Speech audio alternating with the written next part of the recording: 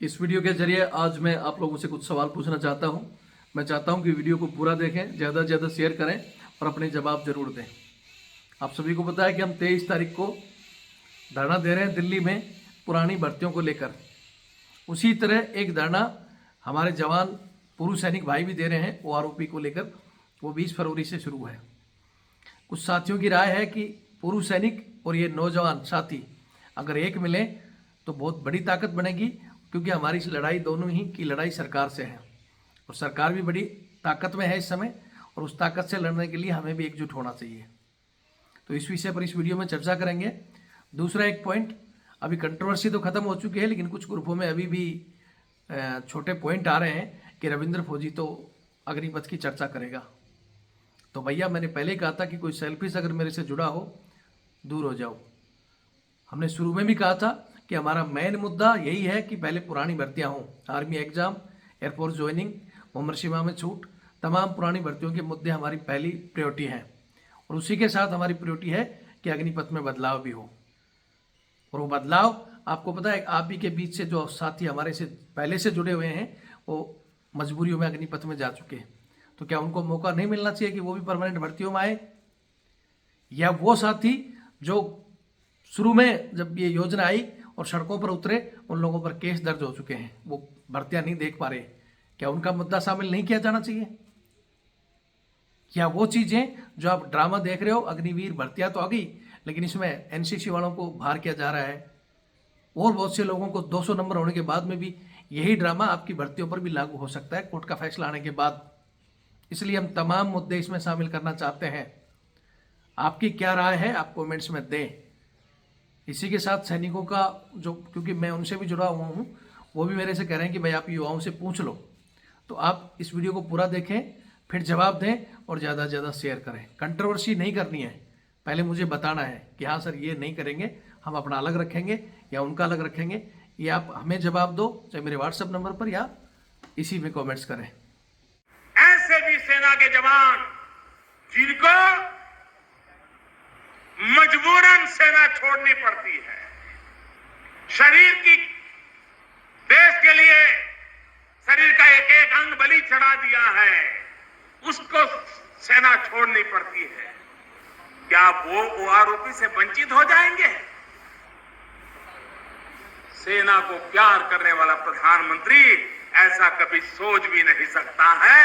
मेरे भाइयों बहनों, ऐसे सबको OROP मिलेगा, और इसलिए 80 यह है हमारे माननीय प्रधानमंत्री मोदी जी, सेना को प्यार करने वाले, जिन्होंने कहा था कि OROP 1 रैंक 1 पेंशन का लाभ सबको मिलेगा, चाहे वो मजबूरी में सेना छोड़ें या कैटेगरी हो, सबको देंगे। लेकिन अब इनका प्यार का भूत उतर गया, इनके कानों में तेल डाल दिया गया, और वो तेल डालने वाले हैं हमारे अफसर, हमारे अधिकारी, जो स्टार, कैंची, अशोक, पता नहीं क्या क्या लगाकर घूमते हैं, छाती पर इतने मेडल लगाते हैं जैसे सारी गोलियां उन्होंने ही चलाई हों। जो गोलियों के मुंह पर जो खड़ा रहता है जवान, उसको जो प्रीमेचर आ जाएगा उसको लाभ नहीं मिलेगा। अब इनकी सरकार ये चीजें कह रही है। तो मैं कहना चाहता हूं, जिस देश का प्रधानमंत्री अगर बातों से मुकर जाए, जिस देश का प्रधानमंत्री झूठा हो, उस देश का क्या हाल होगा। पहले आपको देश के रक्षा मंत्री का एक भाषण और सुनाता हूं। रक्षा मंत्री जी क्या कह रहे हैं, क्योंकि इन्होंने तो वादा करके जवानों का और रक्षा मंत्री ने युवाओं का खिलवाड़ बनाया है। एक बार उनका और भाषण सुन लो। कई बार मैं सार्वजनिक सभाओं को संबोधित कर चुका हूं, लेकिन मैं देर से आया हूं। शांत रहो।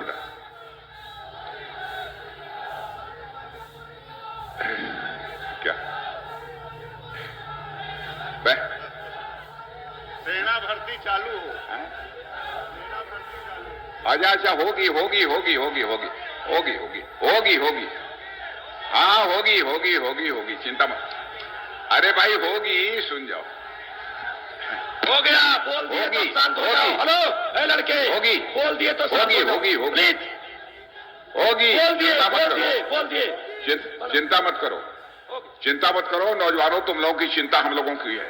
ठीक होगी होगी, कोरोना के कारण कुछ समस्याएं आ गई थी, होगी, चिंता मत करो। अब तो बोलो जोर से। बोलो भारत माता की। जय हिंद, जय भारत, वंदे मातरम। मैं रविंद्र फौजी आज ये वीडियो मैं एक स्पेशल एपिसोड के तौर पर बना रहा हूं और देश की मुख्य 2 समस्याएं जिसके बारे में मैं देश की जनता को कुछ कहना चाहता हूं। पहला कि जिस देश का प्रधानमंत्री अगर झूठ बोलते हैं, जिस देश का प्रधानमंत्री अगर वादा करके मुकरे तो उस देश का क्या होगा। जिस देश का रक्षा मंत्री झूठ बोलकर मुकर जाए उस देश का क्या होगा। जिस देश की सेना को ठेकेदारी प्रथा पर लागू कर दिया गया हो, जिस देश की रीढ़ की हड्डी, जिस जवान जिनको तोड़ने का काम कर रही हो सरकार, चंदे का अधिकारी और नेता जिस देश को लूट रहे हो, उस देश का क्या होगा। सबसे पहले वीडियो में बता दूं कि वीडियो थोड़ा सा लंबा होगा। मैं चाहूँगा कि आप वीडियो को पूरा देखें। जिनको लगे कि मेरे पॉइंट सही हैं वो इसको अपनी हर जगह व्हाट्सएप, फेसबुक, जितने भी कॉन्टैक्ट है, स्टेटस, सब जगह लगाएं और शेयर करें। एक चीज़ और बता दूं कि इस वीडियो में मैं कुछ ऐसी बातें बोलूँगा तो हो सकता है कुछ लोगों को जलन हो, कुछ लोगों को अगर छोटी मोटी मिर्ची लगे तो या तो अपना छोटा भाई या बड़ा भाई समझ के माफ़ कर देना और या फिर बरनौल रख लेना, ठीक है। सबसे पहले मैं आपको बताना चाहता हूं कि फरवरी में देश में 2 बड़े तबके धरना कर रहे हैं। पहला, हमारे जवान 20 फरवरी को दिल्ली जंतर मंतर पर धरना दे रहे हैं अपनी मांगों को लेकर, क्योंकि श्रीमान हमारे देश के मोदी जी, जिनका मैं भी आपको एक वीडियो दिखाऊंगा, जिन्होंने कहा था कि आरोपी का लाभ सबको मिलेगा, लेकिन नहीं दिया। और खासकर जवान, जेसीओ और ओआरएस की वो फैमिली जिनके युद्ध में या ऑन ड्यूटी जिनके जवान हस्बैंड शहीद हो गए इस देश के लिए, उनकी पेंशन को किस तरह बिल्कुल दरकिनार करते हुए उनके बारे में सोचा ही नहीं गया। जहाँ अधिकारियों की 10-10 गुना सर्विस पेंशन बढ़ा दी गई। एक अधिकारी जो पहले 5800 रुपये लेते थे, एक कर्नल की फैमिली, और एक विडो ओआरएस की जो 3500 लेती थी, मात्र 2 या 2,500 का अंतर था। आज सिर्फ ओआरएस को 11,000 फैमिली को दिया जाता है और उसको 58,000 कर दी गया। उसका 10 गुना जब मारा गया, इसका कितना बड़ा है आप खुद देख सकते हैं। अगर हिसाब से 35,000 होना चाहिए था, लेकिन 11,000 हुआ है। तो इसी विषय में चर्चा करेंगे। दूसरा, एक धरना हम लोग कर रहे हैं 23 फरवरी से, वो भी दिल्ली में ही, युवाओं को लेकर, क्योंकि इस देश की सरकार ने सैनिकों के साथ साथ युवाओं की भी हालत खराब कर रखी है। युवा रोजगार मांगने के लिए सड़कों पर हैं, यहाँ तक कि पूरी अपनी प्रक्रिया, जैसे एयरफोर्स ज्वाइनिंग के सब कुछ कंप्लीट करके सिर्फ ज्वाइनिंग बाकी थी, आर्मी का मेडिकल फिजिकल करके सिर्फ उनका एग्जाम बाकी था, कुछ तो एनसीसी वाले थे जो ज्वाइनिंग होने थे, ऐसे सभी के लिए सड़कों पर घूमते रहे और सरकार ने कैंसिल कर दिया। तीसरा एक विषय, अग्निपथ लिया है। अब अग्निपथ में ड्रामा कर रहे हैं। 100 नंबर का physical NCC certificate fail, 100 number का certificate NCC certificate father relation, वो भी फेल। लड़के 100 नंबर का फिजिकल और जो कह रहे हैं कि 45 क्वेश्चन, कोई 48 क्वेश्चन सही करके आया है, वो भी फेल। ऐसे ऐसे लोगों को फेल किया जा रहा है और जो अधिकारी हैं वो जवाब नहीं दे पा रहे हैं। तो कहते हैं कि हम क्या करें, ऊपर की पॉलिसी है। अब कह रहे हैं कि एनसीसी वालों का हम ये नंबर देंगे और ये क्या बोलते हैं, हम आगे से हम 100 नंबर नहीं देंगे। तो ये योजना बाद में लागू करते हैं और उसको कह रहे हैं आगे से एनसीसी वालों को अगर फेल पहले कर दिया। इसी तरह अग्निपथ लेके आए और इन लोगों को पहले ही क्या बोलते हैं, बच्चों को पहले ही बाहर कर दिया, पुरानी भर्ती वालों को। आखिर ये सरकार कर क्या रही है। तो यहाँ सबसे पहले मैं एक वीडियो दिखाता हूँ मोदी जी का, आप देखें कि ये देश के प्रधानमंत्री जो वादा करके कैसे मुकरे हैं। ये वीडियो देखें। मैं जानता हूं देश के फौज में 80-90% लोग कौन होते हैं? हमारी फौज में 80-90% वो जवान होते हैं जो छोटे छोटे पद पर होते हैं, कंधे पर बंदूक उठा करके जो दुश्मनों से मुकाबला करते हैं। सबसे पहले जान की बाजी वो लगा देते हैं। लेकिन सेना की आयु कम हो इसलिए उनको 15 साल के बाद नौकरी छोड़नी पड़ती है, 17 साल के बाद छोड़नी पड़ती है, 20 साल के बाद छोड़नी पड़ती है। इसके लिए अलग अलग शब्द प्रयोग सेना वाले करते होंगे। कुछ लोगों को लगता है कि जो 15 साल 17 साल नौकरी छोड़ के गए उनको OROP नहीं मिलेगा। मेरे जवान भाइयों बहनों, चाहे वो हवालदार हो, सिपाही हो, नायक हो, अरे आप ही तो देश की रक्षा करते हो। अगर ये OROP सबसे पहले मिलेगा तो आपको मिलेगा। ये BRS के नाम से आपको भ्रमित करने का जो प्रयास कर रहे हैं वो गलत कर रहे हैं। ये सरकार जिन लोगों ने युद्ध में सेना में काम करते करते अपना शरीर गंवाया है, कोई अंग गंवाया है, ऐसे भी सेना के जवान जिनको मजबूरन सेना छोड़नी पड़ती है, शरीर की देश के लिए शरीर का एक एक अंग बलि चढ़ा दिया है, उसको सेना छोड़नी पड़ती है। क्या वो OROP से वंचित हो जाएंगे? सेना को प्यार करने वाला प्रधानमंत्री ऐसा कभी सोच भी नहीं सकता है। मेरे भाइयों बहनों, ऐसे सबको OROP मिलेगा। और इसलिए 80-90% ये जो 8,000-10,000 करोड़ का खर्च है ना, उसका सब। ये वीडियो देख लिया होगा।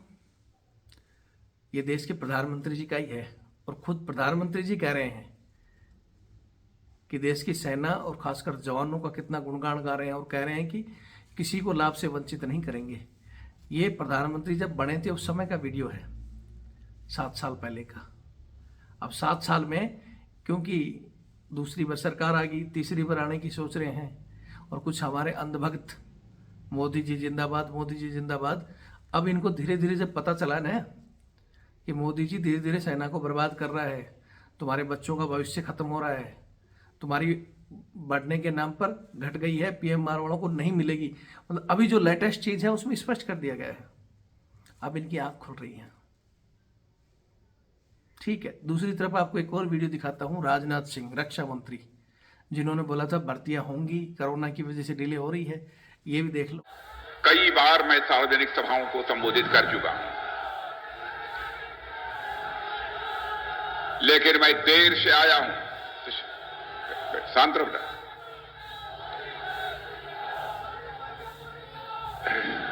क्या सेना भर्ती चालू हो? अच्छा, होगी होगी होगी होगी होगी होगी होगी होगी होगी हाँ होगी, चिंता मत। अरे भाई होगी, सुन जाओ।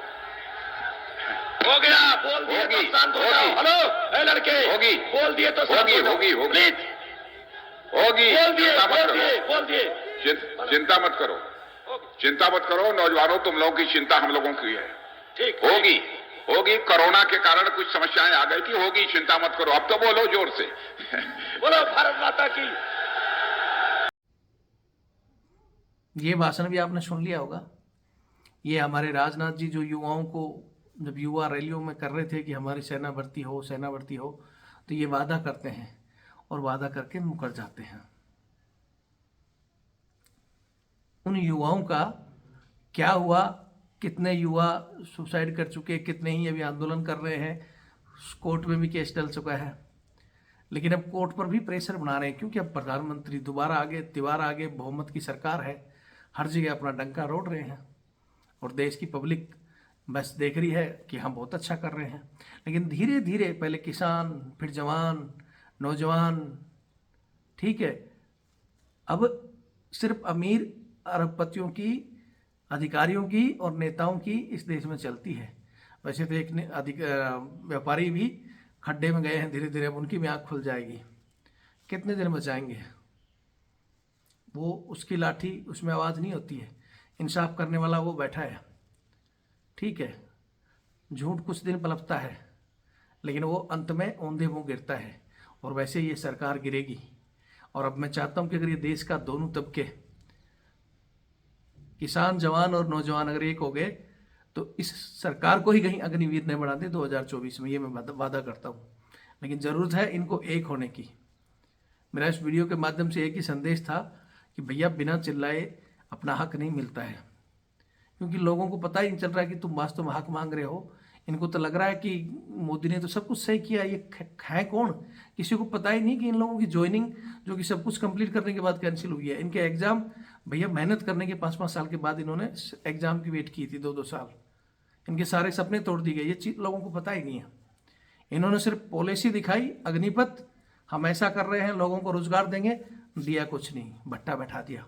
उसी तरह आरोपी दे दी, लेकिन आरोपी में जिसको मिलना चाहिए था उनको मिल ही नहीं रहा। तो ये देश की जनता के सामने युवा और ये खुद पुरुष सैनिक जब दिल्ली में इकट्ठा होंगे, ये अपना आप बताएंगे। और ये शक्ति के साथ साथ मैं चाहता हूँ कि इस समय किसान भी हमारे साथ आएँ और ये तीनों महाशक्तियाँ मिलें और दिल्ली में अगर थोड़ा समय के लिए बैठ जाएं तो इस सरकार के जो कुर्सी के बोलते हैं ना, प्रधानमंत्री की कुर्सी के पहले जवान, किसान, नौजवान पैर होते थे, लेकिन इनके अब चारों तरफ अधिकारियों ने पकड़ कर खड़ा कर रखा है इनको। और हम चाहते हो ना अधिकारियों से मत इनको हटाया जाए, इनको भी गिराया जाए। आप लोग अगर इस चीज़ के लिए तैयार हो, 20 तारीख को जवानों का, पूर्व सैनिकों का धरना और 23 से हमारा भी शुरू हुआ है। अगर ये दोनों ही लंबे धरने शुरू किए या कोई अच्छी जगह मिलती है तो हम चाहते हैं दोनों के दोनों एक जगह हों और एकजुटता से अपनी आवाज़ को उठाएं ताकि हमारी जीत हो। ये मेरे विचार हैं। मैं अपने नौजवान साथियों से, अपने से जुड़े सैनिकों से पूछना चाहता हूं, अगर आपके विचार हैं कि हाँ हमें ऐसा करना चाहिए तो आप जवाब दे सकते हैं, या आपको लगता है कि नहीं हमें अलग अलग धरना करना है, क्योंकि उनका 20 का है और हमारा 23 का है।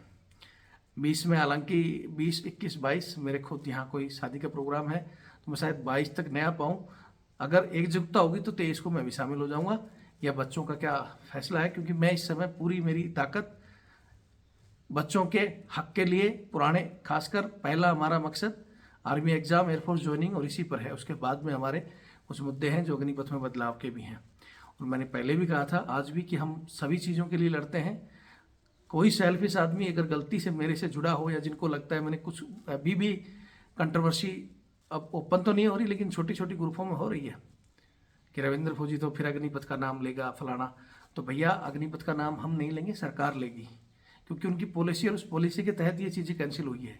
हाँ, हम फर्स्ट में अपनी मांग यही रखेंगे कि हमारा पहला मांग है कि हमारा आर्मी एग्जाम, एयरफोर्स ज्वाइनिंग, उम्र सीमा में छूट, पुरानी भर्तियाँ जो है कंप्लीट कराई जाए, और उसके बाद में जो हमारी मजबूरी में लोग गए उनको भी भेजा जाए, या जिन लोगों पर केस हो गए हैं पहले इस भर्ती के नाम पर वो केस वापस हों।